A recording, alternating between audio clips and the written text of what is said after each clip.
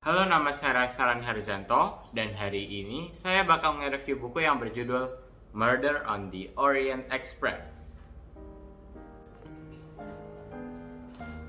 Murder on the Orient Express ini bergenre misteri detective novel dan ditulis pada tahun 1934 oleh Agatha Christie. Pada malam hari di dalam kereta Orient Express terjadi sebuah pembunuhan. Orang yang dibunuh adalah seorang pembisnis bernama Ratchet. Dan kereta terjebak di tengah antah berantah ketika salju menumpuk rel kereta. Hercule Poirot, tokoh utama yang pintar, jenius, dan terpelajar, harus segera dan dengan cepat menemukan siapa pembunuhnya sebelum terlambat. Disclaimer, sebenarnya buku ini berisikan 3 buku yang dijadikan satu. Buku pertama adalah And Then They Were None.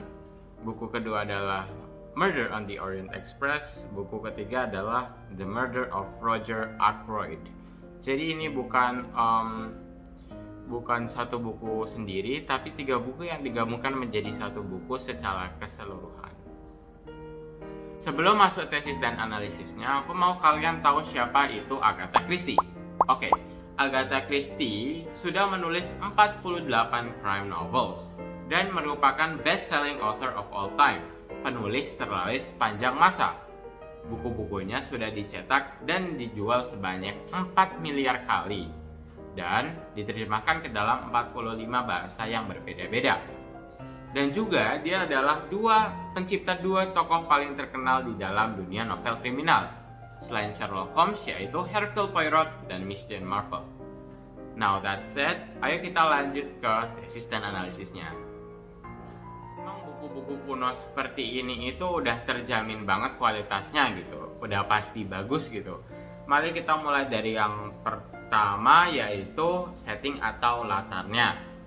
Nah, jadi cerita kali ini terjadi di dalam sebuah kereta mewah gitu ya. Nah, karena itu atmosfer yang dihasilkannya itu sangat khas dengan buku-buku kuno dari British kayak gini. Kesannya itu sangat mistis, sangat gelap, sangat misterius gitu ya. Kalau aku sendiri sih suka ya. Terus kita lanjut ke berikutnya, yaitu penokohannya. Nah, di sini ada 12 tokoh yang berbeda-beda. Mari aku bacain sebentar. Ada putri Rusia, ada kolonel Italia, ada orang pemerintah, ada bangsawan Hungaria, ada kolonel perang, ada dokter, dan lain-lain. Jadi penokohannya ini sangat berwarna. Dan menurutku yang harus diperhatikan adalah cara Agatha Christie menulis. Kemampuannya untuk menyampaikan sebuah cerita sangatlah spesial. Tapi karena itu, cerita siapa pembunuhnya kali ini sangat rumit dan susah diikuti, kalau kamu paham ya. Kalau mau mencoba mengikutinya dan mencoba membacanya dengan seksama gitu malah bikin pusing. Tapi ya itu emang pendapatku diri sendiri, mungkin orang lain berbeda-beda.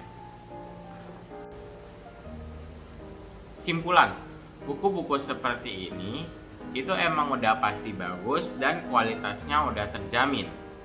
Mulai dari plotnya udah pasti bagus, penokohannya udah sempurna, dan latarnya atau settingnya itu yang spesial.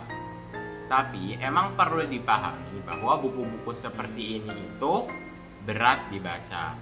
Nah, itu di situ. Banyak nilai-nilai filosofi dan nilai-nilai moral yang harus diambil.